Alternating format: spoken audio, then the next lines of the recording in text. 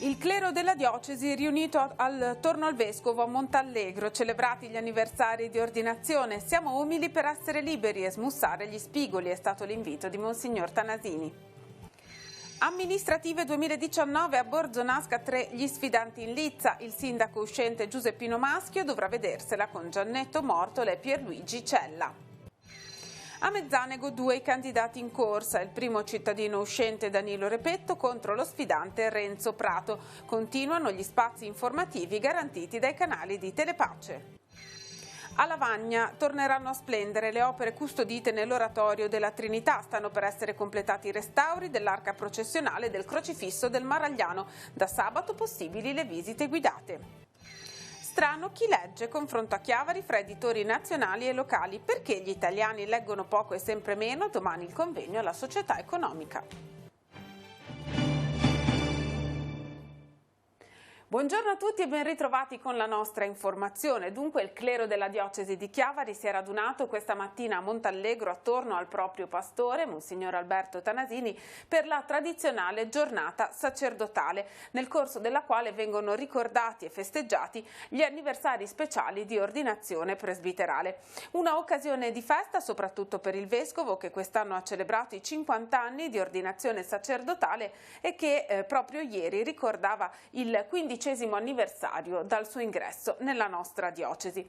L'identità del vescovo ha bisogno del legame con il presbiterio, ha sottolineato Monsignor Alberto Tanasini nell'omelia. Il tempo che passa, ha aggiunto, mette in evidenza la grazia di Dio ma anche i nostri limiti. Alla base di tutto, è stato il richiamo del vescovo, sta l'umiltà, la capacità di essere piccoli e di farci piccoli, una condizione necessaria per sconfiggere ogni presunzione e narcisismo e che rende interiormente liberi.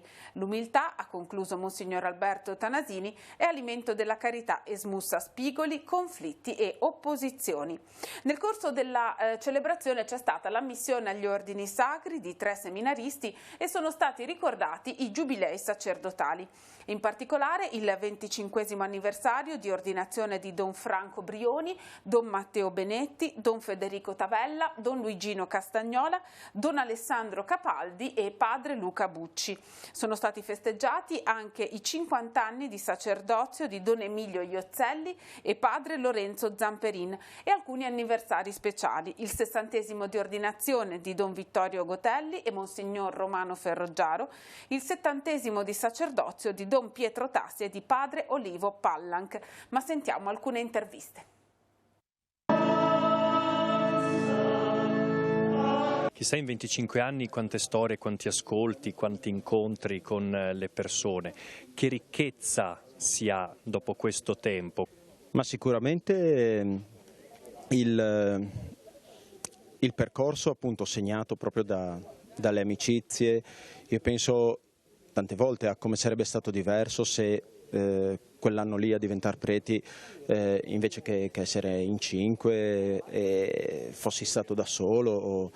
Ecco, nel senso che proprio il volto direi del mio essere prete è, almeno oggi lo rileggo e mi pare sempre di più definito dalle relazioni, quindi dagli incontri, dalle persone che hanno accompagnato, con tutte le bellezze e le fatiche chiaramente di tutti i percorsi condivisi con le varie comunità, con le varie persone, gli altri preti che mi hanno accompagnato. 25 anni sono una tappa, quali sono però i punti fermi che rimangono nel cammino che verrà?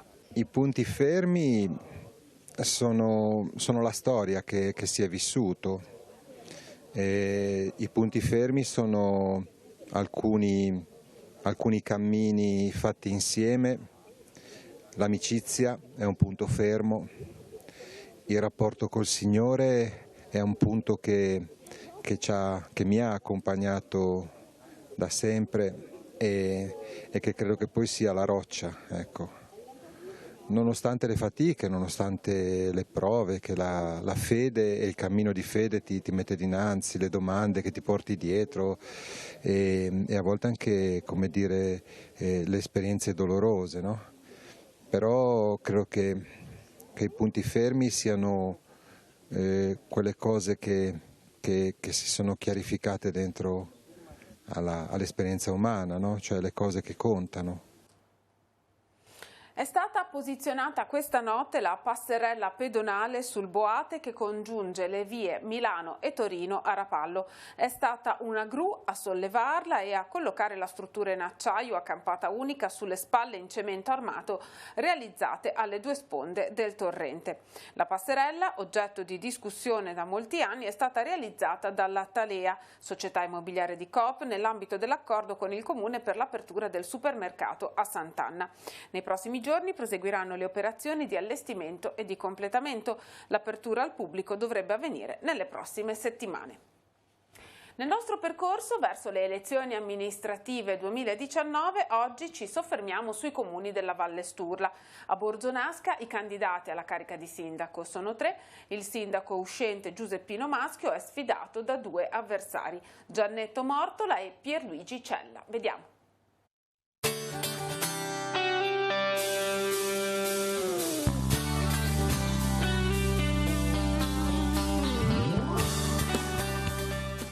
Il candidato a sindaco numero 1 è Giuseppino Maschio, nato a Borzonasca il 22 novembre 1947 e diplomato perito elettrotecnico, già dipendente di Enel come caporeparto e responsabile dell'area Chiavari, attualmente in pensione.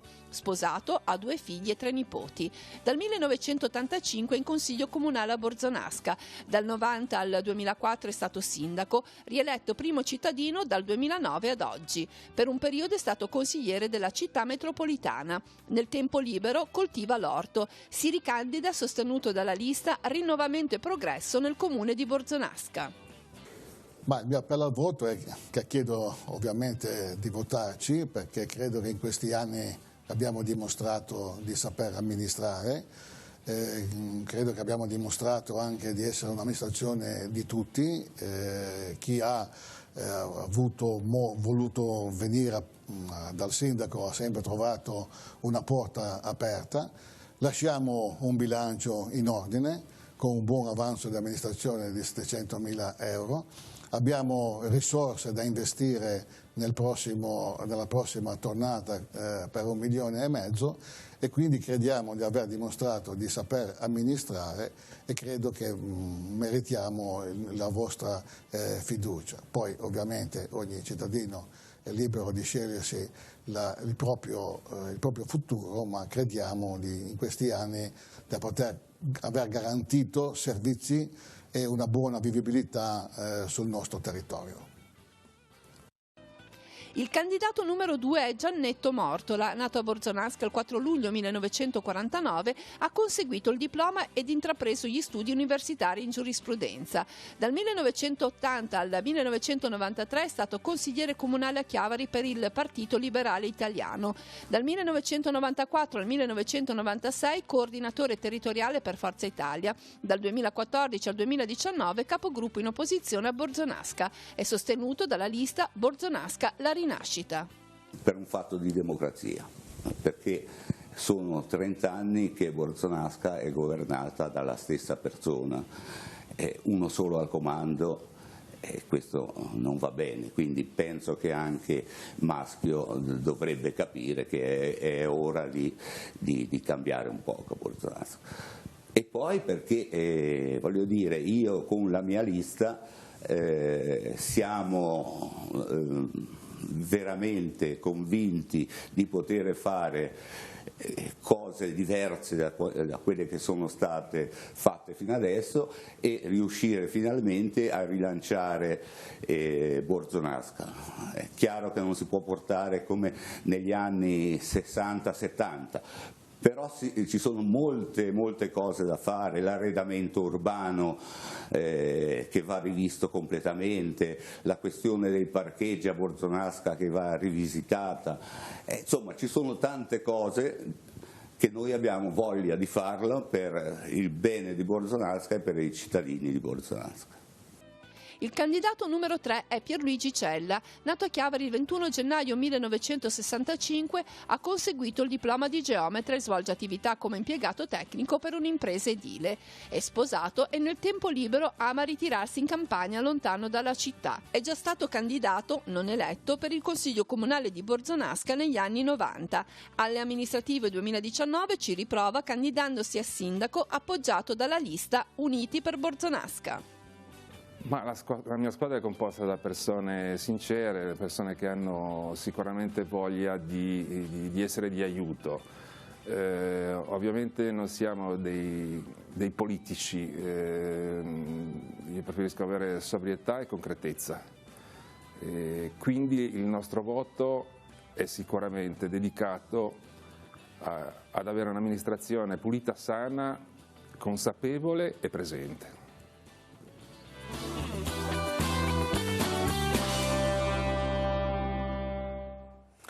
Ora andiamo a Mezzanego, dove alle elezioni del 26 maggio sono 2 i candidati a sindaco, il primo cittadino uscente Danilo Repetto con la lista Tradizione e Innovazione per Mezzanego e lo sfidante Renzo Prato con la lista Insieme per Mezzanego.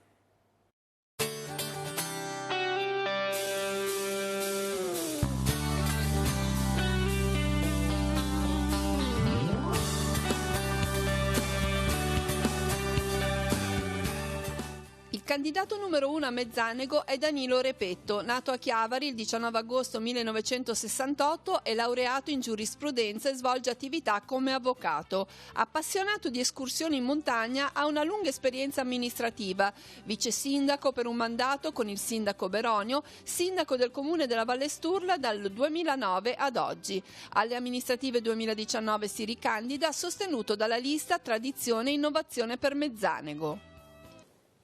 Ma la mia squadra ed io, come abbiamo dimostrato in questi anni, oltre a essere amministratori di Mezzanego, il nostro impegno sarà profuso a sostegno dei bisogni dei nostri concittadini, cercando di essere sempre a fianco delle loro necessità e, come si legge nel nostro programma, tutto quello che proponiamo sono opere e servizi per migliorare la qualità della vita, dare più lavoro, dare anche uno sviluppo turistico a un comune come il nostro dell'entroterra, che però ha delle eccellenze, che racchiude delle vere eccellenze, e pertanto, come abbiamo dimostrato anche superando grandi difficoltà nelle alluvioni del 2013-2014, meritiamo fiducia perché sul campo siamo sempre stati presenti e sempre in prima linea.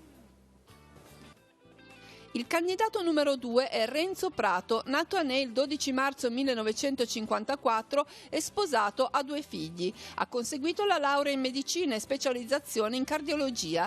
Svolge attività come medico di medicina generale. Runner appassionato, fa parte del gruppo Maratoneti del Tigullio. È stato sindaco di Ney per 3 anni, dal 1980 al 1983.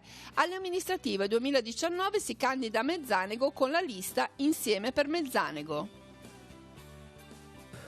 Ma fondamentalmente per questo concetto di trasparenza assoluta, noi vogliamo che tutti i cittadini abbiano le stesse opportunità nei confronti dell'amministrazione pubblica e che l'amministrazione comunale sia a completa disposizione del cittadino. Questo patto di trasparenza, a cui noi teniamo tantissimo, è di fondamentale importanza, perché il cittadino deve trovare nel comune un amico e non un nemico. Moriamo di burocrazia tutti i santi giorni. Allora, un piccolo comune che poi è un condomino, siamo 1500, dobbiamo parlarci fra di noi, e questo patto che noi proponiamo al nostro cittadino deve essere sottoscritto dalle 2 parti, da un'amministrazione che deve essere efficiente, assolutamente sì, che deve essere competente, abbiamo una bella squadra che è radicata sul territorio, ecco perché i cittadini ci devono votare, ci devono dare fiducia, perché vogliamo cambiare il metodo amministrativo di Mezzanego.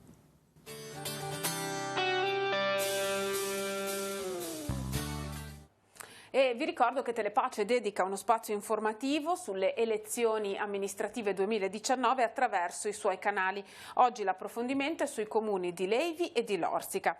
Gli appuntamenti su Telepace 2 al canale 85 alle 18, su Telepace 3 al canale 115 alle 21:35, ma anche alle 8 del mattino e alle 15. Su Telepace News al canale 187 alle 13:30 circa, alle 20 e alle 23.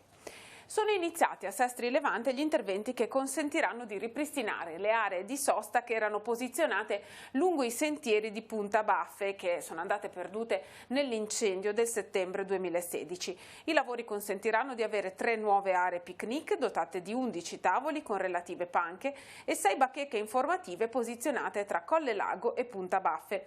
Nei 2 siti verranno installate 2 panchine e bacheche informative con indicazioni relative alla rete sentieristica.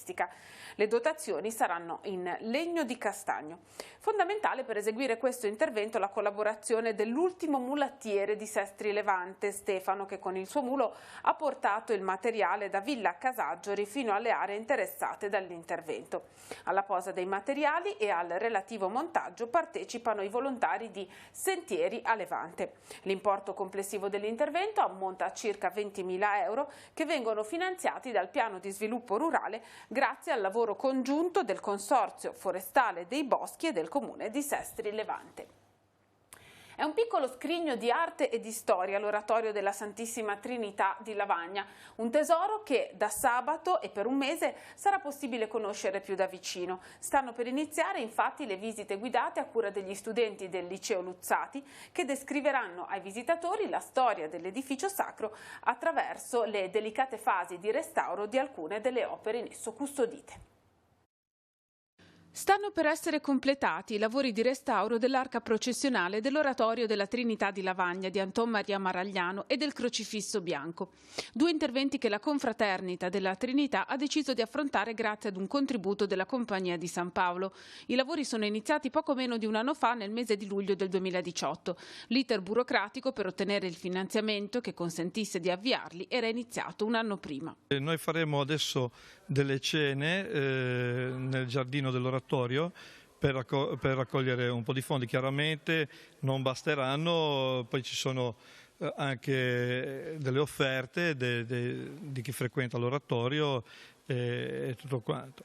Le cene inizieranno il 31 maggio e saranno 5 con menù differenti. L'inaugurazione si terrà domenica 13 giugno con la messa celebrata alle 18:30 dal vescovo Alberto Tanasini, il 15 giugno alla sera la processione, il 16 giugno alle 10:30 la messa solenne con la presentazione del restauro ed un pranzo, sempre per sostenere l'intervento. La difficoltà maggiore è stato l'attacco di insetti xilofagi, veramente ingentissimo, quindi c'era un rosume generale e dei fogli di sfarfallamento che veramente si concentravano su tutta la superficie, sia pittorica, sia della cassa in sé, sia proprio anche della base.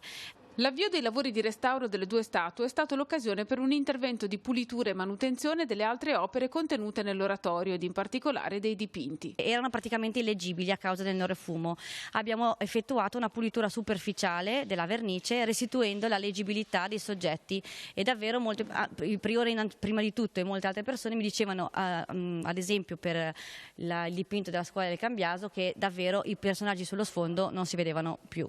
Tutta l'opera coinvolge il territorio, di cui l'oratorio è un patrimonio prezioso. Il Liceo Luzzati, a partire da sabato, guiderà i visitatori alla scoperta delle origini storico-artistiche dell'edificio e delle varie fasi del restauro. Il nostro impegno è stato quello di seguire le fasi del restauro, quindi con sopralluoghi su cantiere di restauro, e di realizzare dei pannelli espositivi con la spiegazione di tutte le fasi che si sono susseguite durante l'intervento di restauro.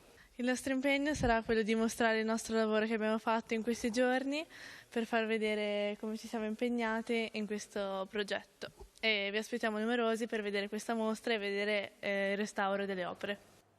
La comunità Cenacolo invita al recital L'Abbraccio. Lo spettacolo si terrà domani sera alle 21 al Teatro Don Bosco della Spezia.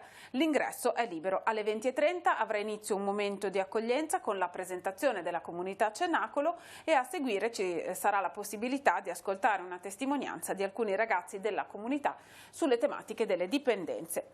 La Biblioteca della Società Economica, in collaborazione con la Società Dante Alighieri e con il patrocinio del MIUR, organizza per domani, con inizio alle 9:30 nella sala Ghio Schifini della Società Economica, il convegno Strano chi legge, scaffali pieni e librerie vuote, una tavola rotonda sulla crisi di lettori nel nostro paese. Sentiamo. C'è una crisi della lettura oggi, secondo lei? Il problema vero è che non è solo oggi, è una crisi cronica. In Italia solo il 40% degli italiani legge almeno un libro all'anno, il che non ne fa propriamente dei lettori. Di questo 40%, i dati sono dell'Istat del 2017-18, quindi abbastanza recenti.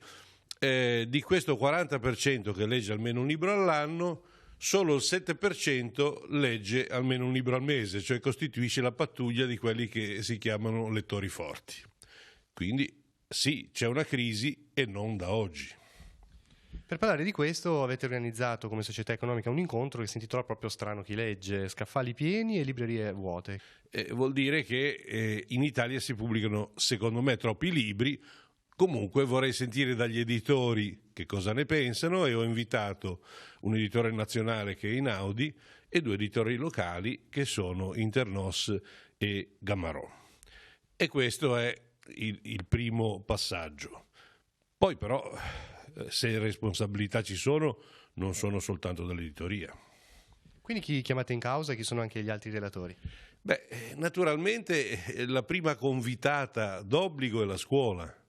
Troppi lasciano la lettura dopo la scuola.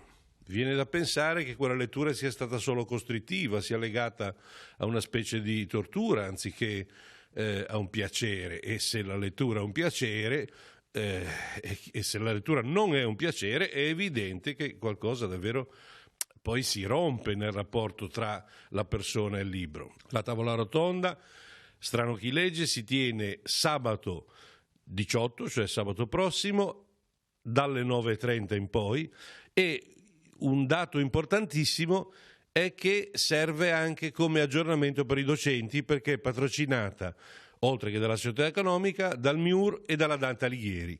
Infatti, nella sala Ghio Schifini dell'Economica, dove si svolgerà la tavola rotonda, sarà Francesco De Nicola, presidente del Comitato Genovese della Dante Alighieri, a condurre la discussione. Ricordiamo un appuntamento per questa sera, una presenza al bisogno del mondo, è il titolo del volantino che Comunione e Liberazione, come vedete anche sul nostro sito teleradiopace.com, ha diffuso in vista della tornata elettorale di fine maggio. Un documento articolato che propone una prospettiva di ampio respiro, invitando ad un impegno personale per la costruzione del bene comune a tutti i livelli. Per approfondire i contenuti del volantino attraverso testimonianze di impegno per il bene comune già in atto, questa sera alle 21 all'Auditorium San Francesco di Chiavari ci sarà un incontro pubblico. Interverrà Michele Campiotti, membro del Consiglio di Presidenza Nazionale di Comunione e Liberazione. Gli aderenti alla CIA, la Confederazione Agricoltori Italiani, hanno manifestato questa mattina a Genova davanti alla sede della Regione Liguria in piazza De Ferrari. Il presidio ha chiesto a gran voce modifiche alla legge 157 del 1992 sulla fauna selvatica. Una legge ormai datata per i responsabili della CIA che chiedono alla Regione di impegnarsi nei confronti del governo perché vengano approvate modifiche in tempi brevi e certi, mettendo a disposizione maggiori risorse economiche e interventi di controllo del cinghiale e del capriolo più incisivi. Alla manifestazione erano presenti numerosi amministratori e agricoltori delle 3 province e della città metropolitana di Genova. È stato presentato questa mattina il nuovo piano regionale delle attività di cava. Il nuovo strumento arriva 18 anni dopo il precedente piano. Non prevede nuovi poli estrattivi, riduce del 30% il numero di cave e del 50% il numero dei depositi degli scarti da estrazione dell'Ardesia. Si passa infatti dalle attuali 75 cave previste dal piano del 2000 a 53, di cui 8 con ampliamento, 17 con modifiche per renderle più compatibili con il territorio, 28 confermate per un totale di 22 cave eliminate. Ora la rassegna stampa, poi ci ritroviamo per gli ultimi aggiornamenti.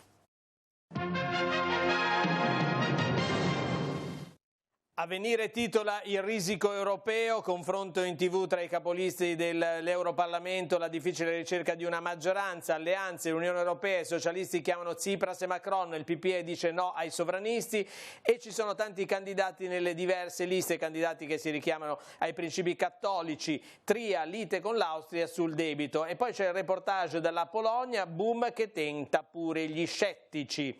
Notizie di cronaca giudiziaria, Lega, la disfatta di Legnano, arrestati sindaco e giunta, accuse di corruzione, forte illegalità, Movimento 5 Stelle affonda il colpo, si è allargata la crisi. Intanto ci sono segnali di intesa all'interno della maggioranza al governo, decreti sicurezza e famiglia, lunedì assieme al Consiglio dei Ministri. Il netto no dei medici al suicidio assistito e poi video degli studenti, Salvini e le leggi razziali, insegnante sospesa e con il rabbino Folger un'intervista a Benedetto e gli ebrei, frutti del dialogo. E poi c'è questa fotonotizia dal campo Rom di Napoli, dopo lo sgombero e rifugio in un'ex fabbrica Rom a Giuliano ancora abbandonati e allora andiamo a vedere quei Rom che nessuno vuole. A Giuliano nel napoletano tra le persone sgombrate che vivono nel fango 6 su 10 sono minori, sola la chiesa è in campo, i giovani della parrocchia pronti a sistemare l'aria, vogliamo esserci.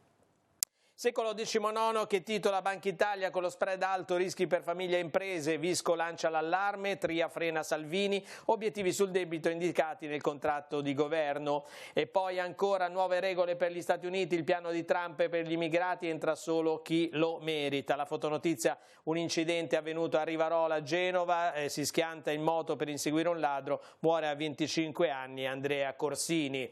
In Liguria, dentista di Sestri Levante morto dopo l'incidente avvenuto in Siberia qualche mese fa e poi il processo sui conti di Lavagna, Mondello non era in lista e non poteva fare promesse, ieri appunto ha parlato il legale in difesa dell'ex sindaco ed ex deputato chiedendo l'assoluzione di Mondello e Bonicelli, l'avvocato Scopesi dice l'ex sindaca non era candidata, non era nella posizione di poter fare o ricevere promesse e oggi in aula parlerà il difensore di Giuseppe Sanguinetti, ex sindaco di Lavagna. Passiamo all'area marina protetta di Portofino, 2 siti di immersione valorizzati grazie a Neptune, il programma cofinanziato da Italia e Francia, percorso di esplorazione archeologica nel sito delle anfore del I secolo, 2 siti, uno a Cala degli Inglesi, l'altro davanti a Villa Alta Chiara a Portofino.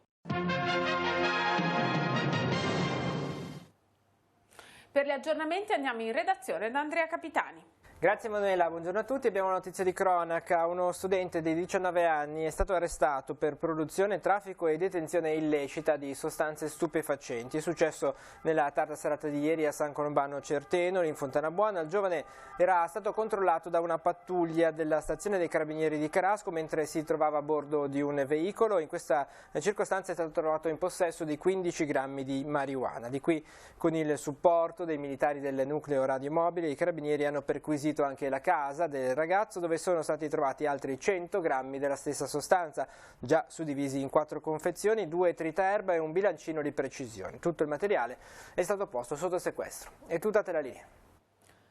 Grazie, terminiamo così questa edizione di Tigullio Oggi. Vi ricordo che la prossima andrà in onda alle 19:15. Vi ricordo ancora alle 21:10 il nostro appuntamento con la rubrica di cronaca diocesana Noi Chiesa.